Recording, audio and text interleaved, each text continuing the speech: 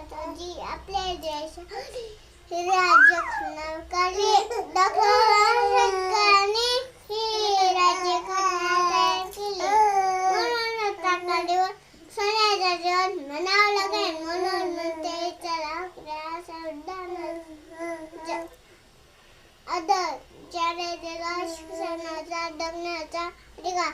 संविधानामुळे भारतात वेगवेगळ्या भाषा बोलणारे लोक सुखदवाद आणि राहत आहेत.